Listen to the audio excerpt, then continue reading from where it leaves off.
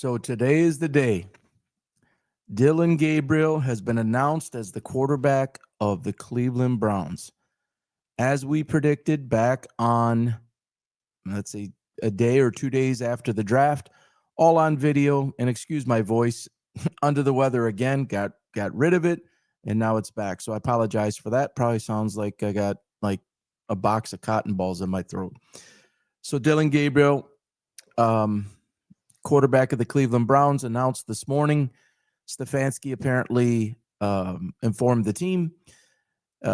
Supposedly, there was some internal strife about who should start. It was clear as day. This is the right move, 100%.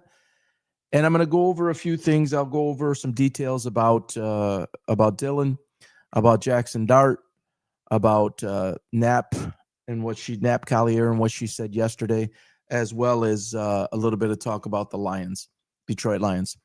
So the Cleveland Browns, obviously, for decades, have looked for a franchise quarterback to lead them. They've burned through so many quarterbacks. I don't even know the count. It's 30, 40 quarterbacks have started in the past roughly 20 years, 15, 20 years. It might even be a little bit more than that. Don't quote me on that. And so it's hard to find your guy. We all know that. There's 32 jobs in the NFL, and there's maybe 15 to 17 that any team would say, we would take that guy. And then the other 15 or so, borderline number one quarterbacks that could be arguably number two on some teams. So as it relates to the Cleveland Browns, it's been a mess. I followed this very closely. If you don't know already, we really got placed on the map because of the prediction we made on January 19th that Shedeur Sanders would be a fifth-round draft pick. He would be a clipboard holder. He would be a problem behind the scenes. And you're starting to see that. You've obviously saw the fifth-round draft pick. You saw the clipboard holding. You saw the attitude on national television and the folding of arms and the head like this, and his father's talking again, and he's talking again about he doesn't want to be a backup, demonstrating all the reasons why on January 19th I said what I said. Not a team guy. He's an individual guy. You can look at all the highlights in Colorado. He would always try to celebrate on his own and run and make things about him. He did it during draft day. He did it with the big rap show at his house. Always been about the Sanders. And again, when you're a quarterback, it can't be. It's got to be about everybody else first and you last, point blank, period. That's just the way that it works. Jaxson Dart and people, the racist talk, it'll come. It's coming every day, every single day. I don't give a shit what color somebody is. There's a certain criteria that you must have to lead an NFL franchise, and he doesn't have it. He doesn't have it, and he's not ever going to have it. Dillion Gabriel possesses all of the tools, all of the traits, all of the ability, 100%. Now, let's address the height issue because everyone is going to step up now and they're going to go try, not everybody, a lot of people are going to try to sabotage him and question why he's not the guy, why Shedeur is the guy, why they should have never drafted, why Shedeur at fifth round pick should have been placed in this position. It's literally going to come from every angle. And I think Dillion Gabriel is an extremely mentally tough player. I think he was raised that way. He played for 3 different colleges. He played for 2 of the biggest universities in the world. He's been prepared for this moment. It will be a lot to deflect because I would expect the intensity of the Sanders family outcry to increase exponentially. Why? Because that's who they are, number one. And number two, they now believe that they are 1 step away. Instead of 2 steps away from the starting job, they believe that they are now 1 step away. So if I'm the Cleveland Browns, if I'm Dillion Gabriel, if I'm the fans of Cleveland, I would expect an absolute assault campaign from the Sanders family, starting with Dion, followed up by Shedeur, his brother. You will see more video of him supposedly working out and all this stuff, and he's doing it, and he should be the starter. They're going to do everything they can to sabotage this whole deal. And here's the deal. Yes, I said this was Dillion Gabriel's team. Yes, I said he was drafted to be the starter. 100%. I'm not now, and I'm not in a day or in a week or in a month backing off from that. When I make a prediction, which I've become pretty well known for them, I stick with that. And if I end up being wrong, I call it. If I end up being right, I call it. I don't think I'm going to be wrong here. If he comes out, and he's coming out in a very difficult game to start. A lot of games are this NFL, right? Every game can be difficult. This one's especially difficult. If you're going to grade him on every throw from the start, and I would say this about Shedeur Sanders the same way, you can't put somebody out there one game and say this is the end all be all, and oh my God, look, he's so great, and oh my God, he's so bad. It doesn't work that way. You got to give a little bit of body of work. Let's say 4 games. And it's not like after 4 games, you don't say, okay, he didn't meet this level and we need to bench him and go to the next guy. I'm not saying that.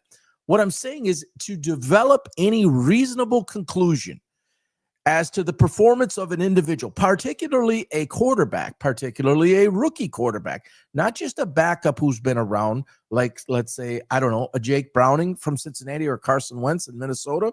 Those guys already have a body of work. But as a rookie, you got to it's the same with Jaxson Dart. Everybody knows that I predicted Jaxson Dart to be the best quarterback of the draft, be the best quarterback in Giants history, including better than Eli Manning. He came out the other day, played incredible in many ways, and he showed the moxie, the leadership, the toughness, all of it. The smarts, the ability to read, the ability to tuck and run when he needs to. Even with that said, it's one game. I can't be over the moon yet. In order for that prediction to end up being right, there's got to be a body of work there over a period of time, right? I said Jaden Daniels 2 days before the 2024 draft that he was far and away the number 1 quarterback, and J.J. McCarthy was 1A. Obviously, McCarthy blew out his knee. We didn't get a chance to see him. We saw at least a year's worth of body of work with Jaden Daniels. He's clearly proven that he's already basically a top 10 quarterback. Now he's injured again, and that can change everything. So we have to give Jaxson Dart time. We have to give Dillion Gabriel time. And I'll be honest, if it was Shedeur Sanders, you'd have to give him time. 1 game, 1 throw, 1 quarter, 1 half, it's not going to determine it. Stay true to the course, and Dillion Gabriel is going to prove his ability. Okay, the height thing. Again, I touched on it a moment ago, but people are going to attack the height. He's 5'11", 5'10", 5'11". It's not the ideal size. We all know that. If he was 6'3", see, this is interesting, because if he was 6'3", he might not be the quarterback that he is. When you are shorter, and Luke attested to this too as a 2-time All-State, my co-host Luke, a 2-time All-State quarterback, top 15 all-time athlete at the prestigious Warren D. LaSalle High School in Michigan, and then went on to set records in college as a quarterback. Luke's 6'5". And Luke spoke to this on a previous show and says, okay, height could be a challenge, but if you're 5'10", 5'11", you have to learn a different way to play the position. You have to beat the game with intelligence. You have to beat, every quarterback throws through lanes, but you have to be more consistent, and your movement and how you're reading something and the decisions you are making change quite a bit when you're 5'10", 5'11" versus 6'3". Your attention to detail is greater. So while people would say, oh, if he was 6'3", it's an automatic versus 5'11", yeah, that could be the case. But 5'11" has forced him to play the game and think through the game in a different way. So I would actually say to you that from an intellectual standpoint, Dillion Gabriel might be more advanced than some guys who come in at 6'2", 6'3", naturally gifted with size and talent. I really believe that. And as a former coach, though not football, and it was basketball, I can attest to that on a basketball level. The same thing goes for that, and I believe the same thing goes for most any sport. So Dillion Gabriel's football IQ, his life IQ is maybe not his life IQ, but his football, his sports acumen, his sports intelligence at the quarterback position is probably elevated, if there was such a test, probably elevated over most guys that are more gifted in terms of physical stature. So he will find the lanes. He will make decisions. He will be a step or two ahead because he has to be. Because you're trying to throw over 6'3", 6'4", 6'5" D linemen. Now, Dillion Gabriel played for 3 colleges. Okay. 2 of them world-class universities, Oklahoma and Oregon. And that's still not the NFL. It's still a cut below. And the NFL is steps above. It's a different game. It's different speed. It's the greatest of the greatest, the best of the best. 53 or 11 on the defense are the best that you can put forward. And there's only 32 11s of the best in the world. So this is the elite of the elite. It's not Oregon. It's not Oklahoma, to be clear. Those universities, though, prepared him for this moment. And he had some terrific coaching, and the year with Dan Lanning, I think really, really, really is going to help him in this moment. Stefanski's under intense pressure. Just woo. And it's going to ramp it. This is like taking a hot stove and turning it up 10.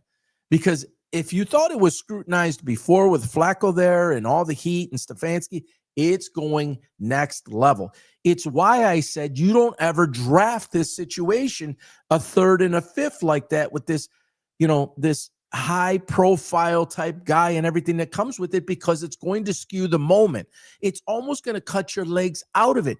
This is a saboteur's freaking wish list right here, right now. And I don't think that there's a lot of guys that can handle it, but I think Dillion is one of those guys who's mentally tough. He knows what he knows. He's seen what he has seen. And I think he's prepared for this, and he's probably sought out advice on how best to handle this. I think he's going to take this, and I think he's going to make the most of it. Again, not just one game, but let's say another quarter of the season, which is essentially 4 games. Let him go. He will struggle. 100%. I'm going to say it right now. There will be moments of struggle. There will be moments of, what the hell did he just do? And, oh, my God, we got to put Shedeur Sanders, or, oh, my God, we got to put Flacco, or, oh, my God, get Bailey Zappi up in the bullpen. It's going to come from every direction.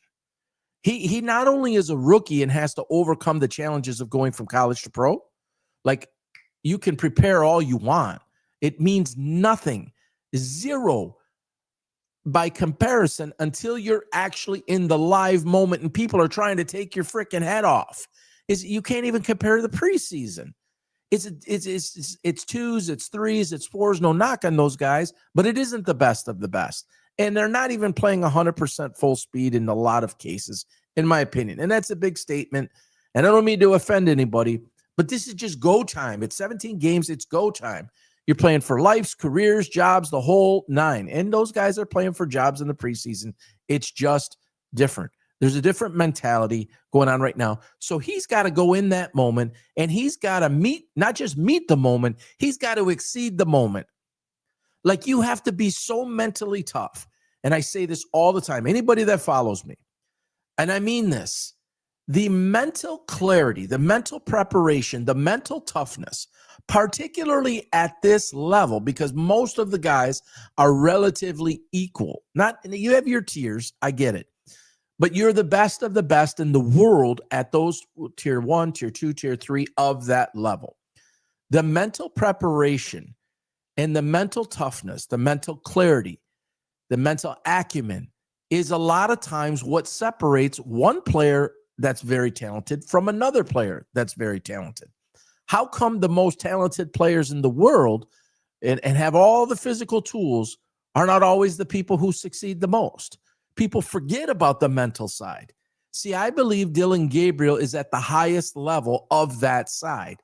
Now he's going to take that with a little bit of not athletic deficiency, but size, right? Stature in terms of physical size, and he has to get those to equalize. One area, mental, picks up for the other area, athletic or size and stature limitation. So let's throw that out the window. You're going to see a batted ball. You saw batted balls for Drew Brees. You saw batted balls for Russell Wilson. It has been done before. with shorter guys. Kyler Murray is a shorter guy. He struggles a lot. There's a great example of a guy who has world-class talent and ability, but I don't think he's world-class mental toughness. This is two different cats. It's a lot like Jaxson Dart. He's wired differently. It requires that. So everybody's going to be looking. It's going to be like wolves on a piece of meat after what Dillion Gabriel is doing. This is the way Cleveland set it up. This is what Jimmy Haslam signed off for. This is what Mark Trestman did on a backdoor deal with Deion Sanders. Please know this. It's going to get hot and heavy in Cleveland like never before. There will be factions. I'm sure there already is. There will be faction. There will be sides. There's split over here, some portion. Shedeur, some portion. Dillion. That makes it extraordinarily difficult. A split locker room, take it from a former coach. You don't ever want it. It's one of the worst things you can have. And only the strongest, again, mentally tough coaches and organizations can put that to rest. And I'm not convinced Cleveland's organization.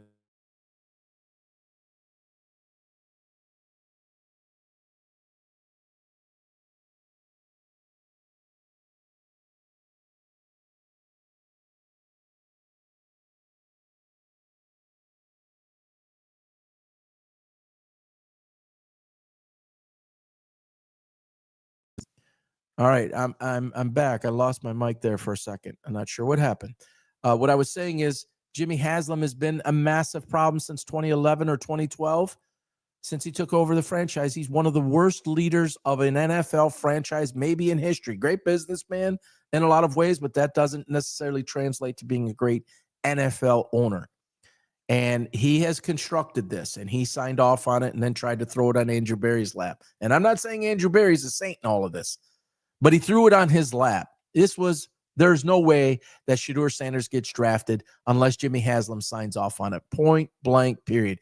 If you thought it was odd that Brian Daboll went to Giants ownership to talk about starting Jaxson Dart and the dynamics of stepping him up over a Hall of Famer, then the same applies here. There's no possible way that someone with so much luggage and so much baggage would be selected right after you take a third-round pick in Dillion Gabriel and select Shedeur fifth. So, Cleveland fans, I think you have a lot of reasons to be excited. I think this is a big moment in your history. That's my opinion. I've gotten pretty good at this stuff. I think you got your guy. I really and truly do. But he has so much working against him, and I think you will see the intensity ratchet up to get him out of there. I believe it.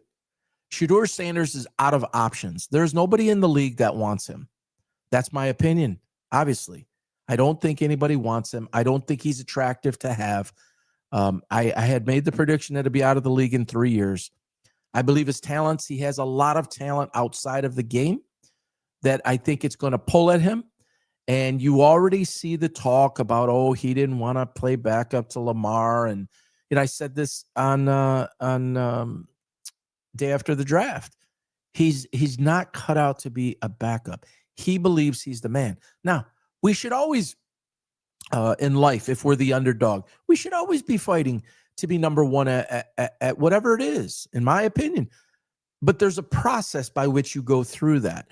There's a respect level by which you go through that. The amount of teaching and evidence and people that Shedeur could talk to about this moment, people who have went through it, I'm sure he reached out to a couple of them, but he doesn't live it. He doesn't act it. His demeanor doesn't say it. His mouth is constantly running. And what he doesn't understand or doesn't care to understand is there are other people in the freaking room. Earn it. Sometimes it takes longer. There's guys that waited years for an opportunity. Did Tom Brady get his opportunity right away? No, an injury gave him that opportunity. How about Kurt freaking Warner? How about his opportunity, Shedeur Sanders? No one thought he could do it. Arena ball, bagging groceries. Are you freaking kidding me? Sometimes your opportunity isn't on your clock, buddy. It's just not. No matter who you think you are, no matter what your father told you, no matter the disgrace that your father put your freaking name up in a ring of honor. What a joke. I get so fired up for this because as a coach, we taught against all of this stuff. You cannot have this in sports, period. You cannot. And it's the worst example for young people. This is what they follow. This is one of the reasons why there's so much freaking problems in our world. God bless it. Totally pisses me off. Work your ass off. Rex Ryan said it. Work your ass off, unfold your arms, act like a freaking adult, and carry yourself like a freaking professional and a teammate. And if and when your time comes, you seize that moment. 32 teams passed up on you for 5 rounds. There's a reason for that. There's actually many reasons for that. One of which is they don't believe you're good enough. Because the NFL is about winning. You cannot tell me that if they didn't think he was great enough, that it would outweigh all the baggage and he would be the quarterback for somebody. What is so difficult to understand about this? Nothing. He's not good enough. For all the risk, he wasn't good enough. There's a return on investment for a business owner, for a franchise owner, and you have to weigh out what I get with this and what I get with this doesn't match. There's a history of a lot of guys that were trouble. And I agree with a lot of people out there, what they say about the abusers. I agree. I don't like that. I think that's terrible. I think that's where the focus should be. To be honest, if you're going to create a league cause of what to stop freaking beating women. I'm with you on that. And to our knowledge, that's never happened with Shedeur. Good for him. Good for him. And I don't agree that some of those people get a free pass when they do those things, and they still get to go. And it's alleged. It's alleged. Isaiah Bond, Quinshon Judkins. There we go again with the Cleveland Browns. It's like they can't even get. It's like the Dallas Cowboys of a different part of the NFL. And I'm all for giving people a second chance, and everyone is innocent until proven guilty. And I'm getting off track here, but you gotta do what you gotta do to earn it. It's how it's been forever. Unfortunately, it's changing in our world, and that's one of the biggest problems we have. Know your role and shut your mouth. Who said that? I think that was The Rock. When it's your time, if it's going to be your time, it will be your time and it will come in time. I personally don't believe it is. And I personally believe if you get a chance, you will not succeed. And that's no attack on you personally. It's not. So congrats to Cleveland. You got Flacco out, and you can. I said this about Dable 9 days before the season started. Real quick here, and I'll lead into Jaxson Dart with this. 9 days. First of all, on March 12th, I said Jaxson Dart's the best quarterback of the 2025 draft. That was not even close, including Cam Ward, who I have a lot of respect for. I think he's a great leader. I think he was a great college player. Bad situation in Tennessee, but Jaxson Dart, I followed his career super, super close. Actually, Cam Ward, I watched nobody more in college last year than Cam Ward, but very close to that was Jaxson Dart and his grooming under Lane Kiffin. And the guy's got every tool to watch him come out and do that. That was pretty, pretty special. And so that prediction's on the line. We'll see if that one comes true, just like Shedeur. However, again, same thing. Game 2, game 3, game 4, and now he doesn't even have Malik Neighbors, and that makes it even tougher. So this is part of it, right? Again, we're going to talk about that mental toughness and adjusting and adapting. All right, I don't have arguably one of the best 10 receivers in the league anymore for at least basically a year. I've got to figure out a way, the whole team does, collectively, coaching staff, other players, the Slaytons of the world, all sorts of guys, and they'll probably bring in some others, Wan'Dale Robinson, etc., are going to have to make Theo Johnson, going to have to make up for that loss, and Jaxson Dart's going to have to adjust everything because he doesn't have that guy. Another example of mental toughness and why you need it to get over that, because it's very easy to say, shit, that's it now. We're cooked. No, you're not cooked. You're going to keep going. You're going to find a way. You're going to adapt, and you're going to use mental strength and mental toughness to get through the moment, and you will be better for it if you do that. If you don't, if you look for excuses, if you look for I'm a victim, if you look, woe was me, it's going to work in the opposite. It's going to have the counter effect. So super, super excited about Jaxson Dart. Here's what I was going to say. 9 days before the year, even though he wasn't starting, even though Brian Daboll made that decision, which I still don't understand, I don't understand it. The old way of the NFL was, let's rest a guy, for a year, or not rest a guy, but let's sit a guy for a year, for 2 years, so he learns. You got to understand the guy. You do. And I think Dillion Gabriel was ready for that moment, but you put in Flacco. I think Jaxson Dart was ready for the moment, but you put in Russell Wilson. And so instead, you went 0-3, and you started the guy at 0-3 instead of with a clean slate. And I was all over that. And 9 days before the draft, I actually selected Jaxson Dart Rookie of the Year, knowing he wasn't even going to start the year and knowing it could go up to 6 weeks, I would say, because that's typically the, this imaginary number that says within 6 weeks, that guy's going to be ready, as if it makes a difference 6 weeks and 3 weeks. Again, understanding who the guy is, where he came from, how he was coached, how he was taught, what you're seeing in day-to-day practice and such, understanding of NFL defense, understanding of the playbook, all of that stuff factoring in.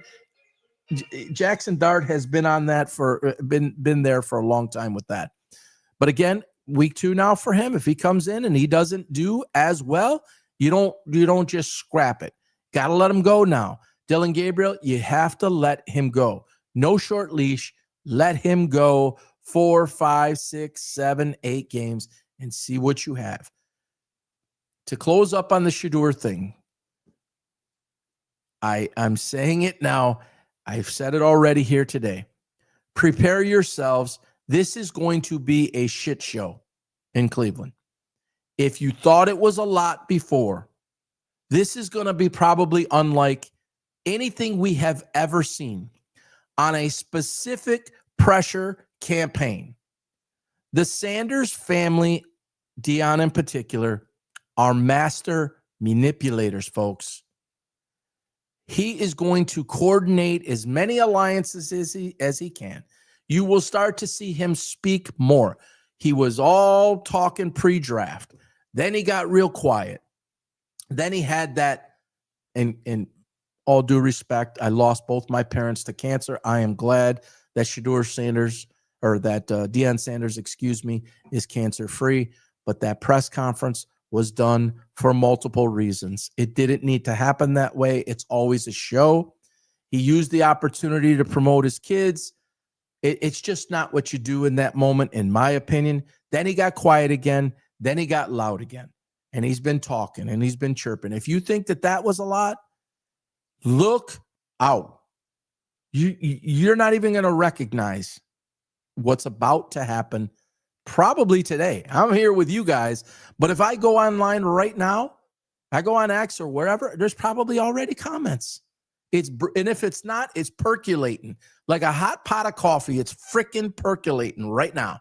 So get ready, Kevin Stefanski, Jimmy Haslam, Cleveland Browns, the Dog Pound, the fans. It's coming hot and heavy. All right. I'm going to wrap it with the Lions here in a few moments, but just a quick thought about Nap Collier and what she said yesterday. I am absolutely 100% against the way that she went about this. This is one of the worst displays of leadership and one of the worst displays of negotiation that you could possibly do. You do not, under any circumstance, conduct yourself that way and go scorch earth somebody like that in a press conference, basically and get it to go viral on national television, because you can't present a strong enough argument or have a strong enough team with you to negotiate behind the scenes to get the deal that you think you want or are deserving of. And you go do that. Now, I'm not even disagreeing with what she said. I think that the WNBA is a horrible, horrible league. I think it is so poorly run, and I've got probably a dozen videos at least explaining all the reasons why and explaining how they have literally blew away tens of millions of fans, either potential fans or fans that came in, and they got pissed because of the way the product was displayed, how it was reffed, how all of it. It's just a complete disaster, and it's on both sides. It's the players and it's the league, and neither one of them can get out of their way. You had the most amazing opportunity, and both sides, it's remarkable to watch this take place. They cannot figure out how to get out of their own way. They must believe, as the players, that going out and doing something like that was going to create up enough juice in the fans to push back about getting whatever her name is, Engelbright, it doesn't even matter, and get that person out of the job. Is it suddenly going to change something? It doesn't mean it's going to change anything. It's just making you look more immature and more ridiculous. Like, legitimately, this is so off the wall, day in and day out, game in and game out with this league. Whether they're fighting on the court and someone's blowing over Lexi Hall, I saw a clip of it, trying to go. That's not how you go through a screen. It's just not. And I understand once in a while things happen, but there was targeting. There's been a racial component. You know, the way that these girls dress on the sidelines when they're not in the game, how they dress on the runway and the sexualization. This is an absolute disgrace to sports, to young women everywhere. And we wonder why there's a problem. You going to call me old school? Call me old school. When players didn't play on my bench, they were in a shirt and tie at minimum. At minimum. Now we're in shorts. We're in these revealing clothes, and we're in these baggy jeans. And that goes for Caitlin Clark too, who, in my opinion, she sets the standard and all sorts of other things. A lot of times coming down the runway, she doesn't seem to go to the lengths that others, like her freaking teammate, which is just, my God, enough. Oh, Sophie Cunningham, enough already. You've become a total embarrassment and have shamed your own self, and have made this so much about you. And you might be a good team player and all that, but you've done so much to accentuate yourself that it takes away from the good that you do. That's just my opinion. And to watch this girl come out yesterday and say these comments, it's just not gonna bode well. Like, I do this for a living now. I monitor tens of hundreds of thousands of people. If I go into my YouTube right now, this is from months ago, literally hundreds and hundreds and hundreds and hundreds of comments on my NBA video or WNBA videos about what a joke, I'm gone. If it's like the WWE is over here and the WNBA is over here, and the WNBA is trying to be this. It doesn't work. People don't watch a basketball game. And one more thing to close on this, and I have a big video on there where I explain how this all works. I used to be one of my companies was a sponsor for the Detroit Pistons and the Detroit Shock simultaneously back in 2004. All right, long time ago, I get it. But I have a really keen understanding of how they fill these stadiums and what the actual popularity is and isn't. The Detroit Shock won 3 WNBA championships. They were the best of the best. The promotional tickets that were handed out and the way that the marketing team for the Palace of Auburn Hills sold the WNBA because the demand wasn't there. They gave out promotional tickets. So you get this ticket, this voucher, you come in. It's all you got to do is pay for parking. They wanted you in there. They wanted you to get acclimated with the stadium and eat concessions and do other things. And hopefully you'll buy, merchandise and gear and stuff. And that's the way it was geared then. Are we all these years later and has some things changed? Yes. Until Caitlin Clark came in. Let's be clear about this. And I have all the data and all the metrics up on our page at PV Sports Talks with an S on X. The attendance for 10 straight years was essentially at 6,000-7,000 per game range. Yes, the Indiana Fever fill up their arena now for obvious reasons. I believe it's Los Angeles does pretty well, and I believe it was the Valkyries, I think, was pretty well. They've had I put the data up yesterday. I don't have it in front of me. 2.5 million fans over 266 games, averaging 11,000, I believe it was, for a game. You're seeing the playoffs. The Fever game is at 16,000 or was at 16,000. That's a nice number. But people need to understand that teams like Chicago, I believe it's Washington or Atlanta, and I think Washington, they're capped at 5,000. They're in small arenas, and they're in small arenas because they cannot have a empty looking arena. So people like Bobby Marks, who comes out and says, well, it's this amount, it's simple math times this amount is simple math. It isn't that math. It isn't all paid tickets. It isn't all $50 a ticket like you think it is, Bobby, and you know better than that. It isn't. A lot of those tickets are complimentary. A lot of those tickets are promotional vouchers. They want to fill stadiums. They cannot have the empty stadiums like they used to have, or half or a quarter. So, yes, the game has grown some.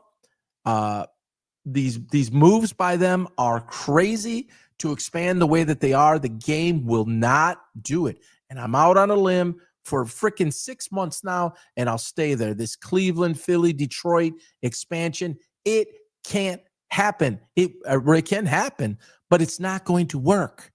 The talent is so diluted. The product right now, league-wide, is already not good enough. You're going to go add all of these teams? It makes no sense. This is the cart before the horse. This is thinking you have something that you don't, and you've pissed off a lot of people. And, you know, it was questioned for a while, but now it's not anymore.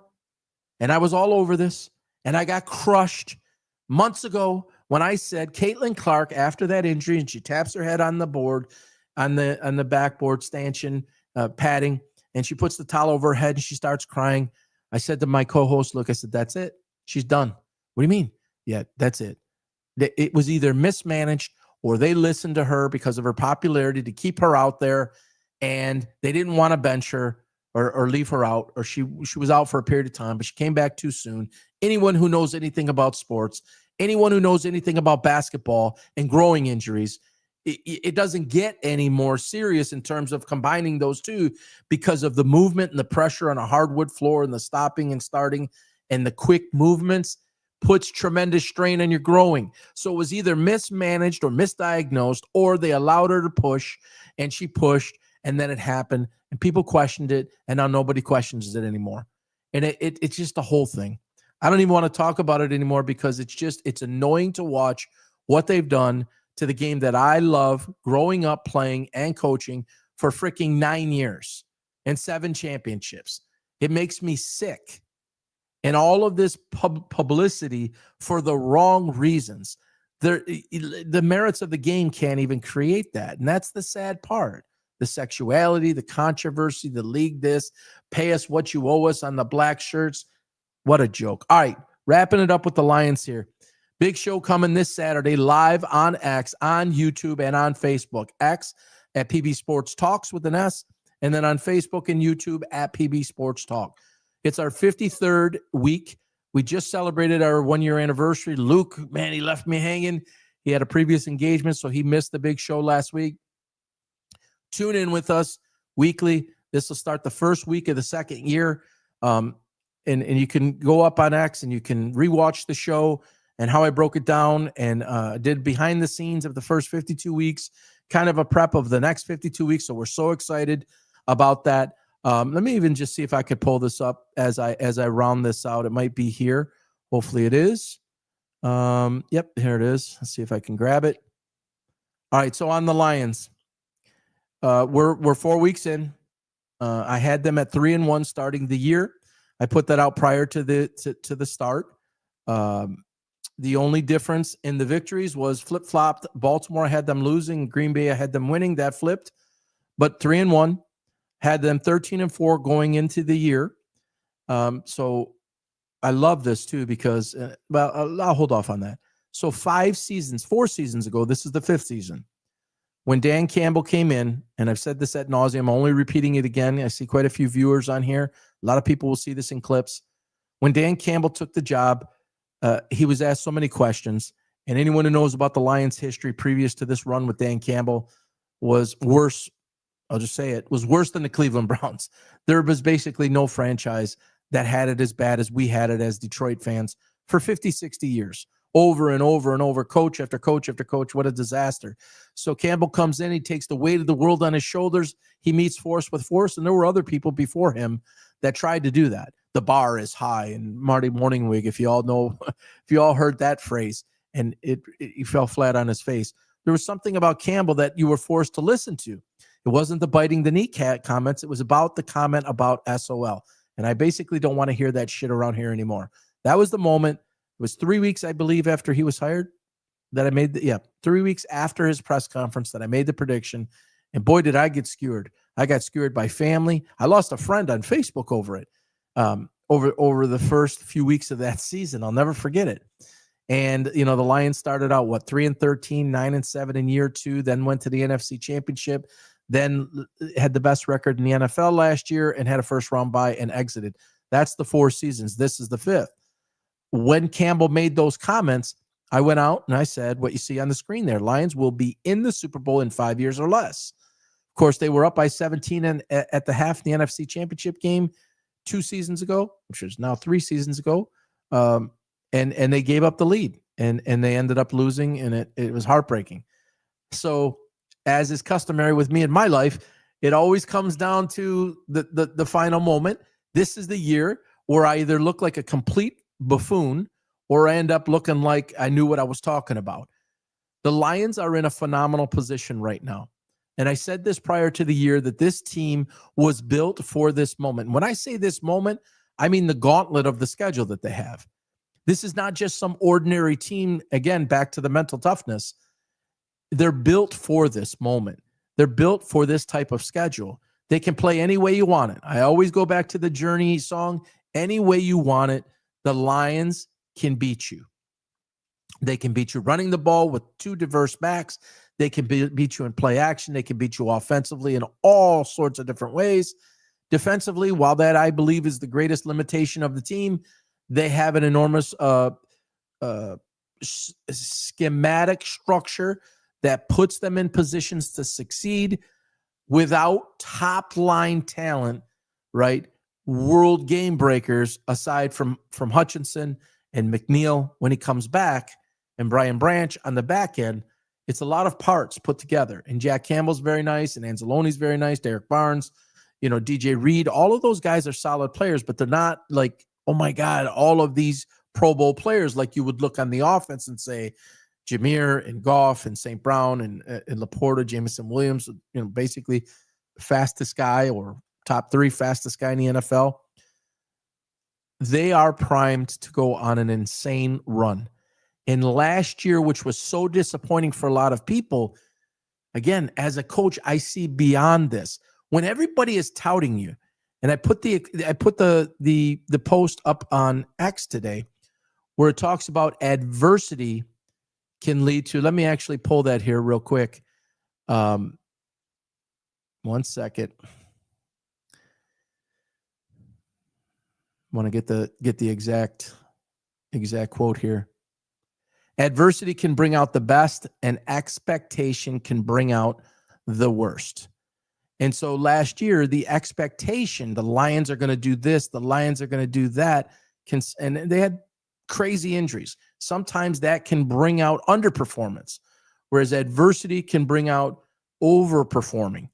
And so now they were off everybody's radar, and oh my God, the window is closed, and offensive coordinator, defensive coordinator is gone. Dan Campbell's been exposed, all this bullshit. And the NFC North is this and it's that, and Chicago and Ben Johnson and Minnesota, Green Bay. I'm a big Green Bay believer, not a fan of them over the Lions, but I still think that they're an unbelievably run organization with incredible coaching and talent throughout the roster. They'll figure it out. But the Lions are going to fall back and all this type of stuff. So when that happens, and that adversity of losing the way you lost last year, 38-28, I believe it was, against Washington, and you're back to the drawing board, but you have the coach that you have that can reignite things on the fly. There's no rebuild. There's no closing of a window. There's none of that bullshit. You're better because of it. And anyone who's a basketball fan, go back to the Pistons had to overcome the Celtics. Then they had to overcome the Lakers. Look at Michael Jordan, had to overcome the Pistons. He had to overcome other things. This is generally the way that it works. It doesn't just come to you. So it's a process. And Chuck Daly was to give a basketball phrase here, so many personalities on that bad boy team, was the perfect guy to manage those personalities, to get them to the crescendo and not just win once, but win twice, and not just win twice, but win back to back. So much to the same degree, Dan Campbell's the perfect guy for this spot. Perfect leadership at the quarterback position, leaders throughout the defense, talent throughout the roster, experience now throughout the roster. The expectation internally is such that we must compete at the highest level. We're not playing for divisions, and boy, am I on record for that. You don't play for the division. You don't play for the conference. You play for the national freaking title, or you play for the Super Bowl. And everything takes care of itself if that is the main goal. Oh my God, we want to win a Big Ten title, all that bullshit for so many years. And sorry, Bo Schembechler, great, a builder of men and leader of men, but not the best football coach. And it was the wrong mentality, in my opinion. And they failed miserably out on the West Coast in the Rose Bowl. 1-7, I think he was.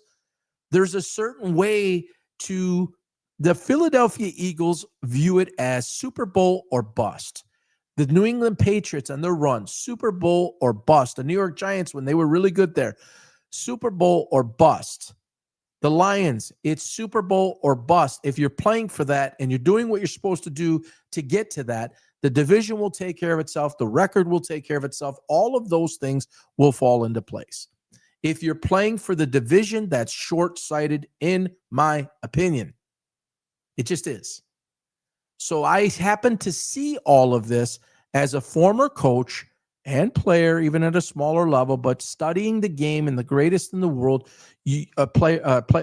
coaches in the world, and organizations, and you can see this developing 5 years ago with the Lions, bringing in guys like Chris Spielman, changing the managing owner of the team, and then she understood, put football people around, quality football people around, starting with Brad Holmes, unbelievable GM that learned under Les Snead. It was the right moves that you could see, or that I was able to see developing, and this is the perfect team to get them to the Super Bowl. And in terms of a Super Bowl in a city, I mean, a lot of cities go crazy for it. Cleveland Browns are one that would go absolutely ballistic for a Super Bowl. When I tell you that the state of Michigan, 53 years I lived there. I'm now in Florida, or 52 3/4 years, just relocated in February of this year full time. And my birthday, 53rd, was in June. It is not hockey town. Detroit is not hockey town. It never was hockey town. That was a marketing ploy. But in terms of the fans, there is nothing even remotely close. And the Red Wings won after 41 years. I believe that was the number. Don't quote me. Might be 42, but I believe it was 41, that they hadn't won a Stanley Cup in 41 years. The Lions haven't won a Super Bowl ever. They won championships before the Super Bowl era. So whatever that is, 1956, I believe, in the Chuck Schmidt days, way before my time, and probably a lot of people's time watching this, is the last time they won anything of significance in the league before it was the Super Bowl. If the Lions, I should say, because I predicted it, when the Lions go to the Super Bowl, it will be madness. It will be madness in the state, in a healthy madness, I mean. And people will be stoked. People will go crazy. It'll be a feeling like none other. That's what we believe in as Detroit fans. That is the expectation. All the heartache, all the decades and decades of inventing ways to lose, like what the Cleveland Browns are doing right now, inventing ways to screw everything up. And hopefully you got it right now. And I would, again, like Shedeur Sanders, trade him for a bag of peanuts right now if you can. If you could trade him to somebody for a 5th-round pick, get him out of there and let Dillion Gabriel be your quarterback. It doesn't work with the way that it's set up. So we don't have any of that in Detroit. We traded the guy who played, 12 years, Stafford, for his replacement. And it worked out for both teams. But we have our quarterback. And Dan Campbell says it all the time. I got my guy. You have to have your guy at the quarterback position. They have their guy. What a leader that dude is. If you're not fully invested into Jared Goff or don't understand his background, look into his background. And he's as big of a reason as the managing owner changing, the head coach changing, all of that. Jared Goff is a massive reason as to why this success has happened. He's the type of guy everybody wants to follow. I actually think Dillion Gabriel is a lot in the mold of him. Guys will gravitate towards Dillion Gabriel. They will follow him. So expect the Lions, and I'll put out I'll clip the video either today or tomorrow and put the next 4 games because we did them in quarters. Used to be 16 games, was easy, 4, 4, 4, 4. Now it's 4, 4, 4, and 5. There's a bye obviously mixed in. I'll put out the next 4 games as we see with Cincinnati starting this week, which I'll save the prediction there, but they should do pretty well. We'll save that. But I'll put out the next 4 in terms of how I saw that run. And the excitement, guys, is at an all-time high. And I love how they responded after the Green Bay loss. Again, talk about mental toughness and the way that they lost and how badly they played. And the offensive line changes, 3/5 of the offensive line. Get excited, guys. This is going to be a more special run than we saw last year or even the year before. And I'm not even talking about the Super Bowl. It feels different. I think it is different. The experience is there. They have experienced it all. They've experienced getting to the threshold of the NFC Championship and being 1/2 away of quality football and getting to the Super Bowl. And then the following year, greatest record in franchise history, 1st-round bye. The way they entered the bye, destroyed Minnesota, and then you kind of fell flat. I mean, those are a couple of ends of the spectrum that prepare you for this moment.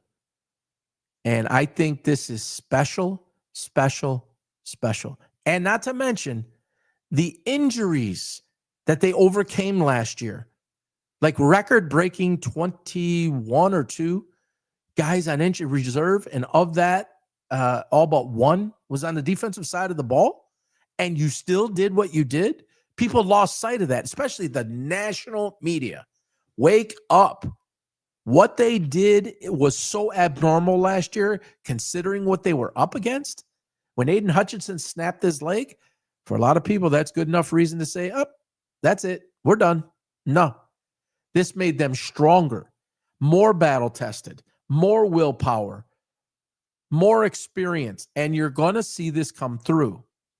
So buckle up. This is going to be a hell of a next 14 weeks with the bye, 13 games to come.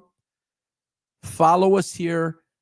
We have the pulse, the predictions flowing in like holy smokes coming true. It's one of the things that separates us. We work really hard to do that. Really, really hard.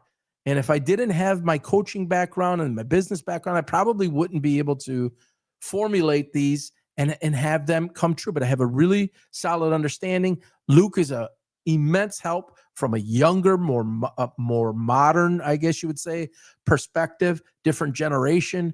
And we're bringing that to you. And we're bringing it to you with everything we have day in, day out, week in, week out. So this Saturday, 10 a.m., live on X, on YouTube, and on Facebook. Here on X at PP Sports Talks, and on YouTube and Facebook at PP Sports Talk, 10 a.m. this Saturday, the first show of our second year. We're super excited about it, super excited about these Lions. Cleveland Brown fans, you should be jumping for joy, toasting over this moment. Just be careful of what I said earlier. Everyone, thanks for joining us. Love the fact that we have as many viewers as we have going on right now. We'll clip this up. Thank you all. Have an awesome day, a great Wednesday, and a great rest of the week. Hug someone, hold someone, love someone. Life is short. We'll talk to you soon. Bye-bye now.